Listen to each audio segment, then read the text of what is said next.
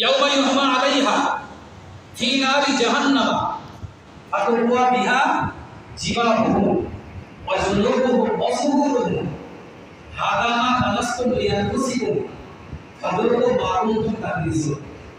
ময়দানে মাহশারের কিয়ামতের দিন আল্লাহ পাক রব্বুল আলামিন তার বান্দা-বান্দীদেরকে যখন হাজির করবে, যারা তাদের সম্পদের যাকাত আদায় করতো না, আল্লাহ তাদেরকে বলবে ইয়াউমা ইউহমা আলাইহা, স্মরণ করো ওই দিনকে। ইউহমা আলাইহা, যেদিনে তোমাদের সম্পদগুলি যার যাকাত আদায় করতে না, সেগুলোকে জাহান্নামের আগুনে গরম করা হবে, উত্তপ্ত করা হবে। ফাতুওয়া বিহা, আর তা দ্বারাই সেঁক দেওয়া হবে, তা দ্বারাই সেঁকা লাগানো হবে। ফাতুওয়া বিহা জিবাহুম, জাবাহুনের বহু বচন, তাদের কপালে।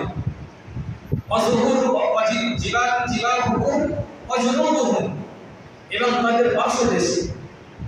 অজুহুরহুম, এবং তাদের পিঠে জাহান্নামের আগুনে গরম করে সেঁকা দেওয়া। আর তাদেরকে বলা হবে হাদা মা খালাসতুম লিআনফুসিকুম, হে আমার বান্দা-বান্দীরা, এগুলোই তো তোমাদের সেই সম্পদ যার তোমরা যাকাত আদায় করতে না। ফাদুরু মা কুনতুম তাকনিজুন, তোমাদের সেই জমা করা সম্পদ যার যাকাত আদায় করতে না, তার শাস্তি। ফাদুরু, এখন তোমরা সেগুলি চেয়ে দেখো কেমন মজা লাগে।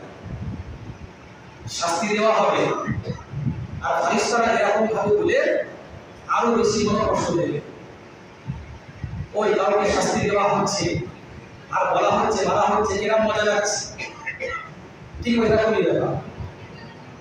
কোন শিক্ষক কোন ছাত্রকে মারছে আর বলছে পড়া না করলে কিরকম মজা লাগে দেখো, ঠিক ওই রকমই হবে। মনের কাছে কষ্ট দেওয়া হবে, অপরদিকে শাস্তি দেওয়া হবে। প্যারে হাজির,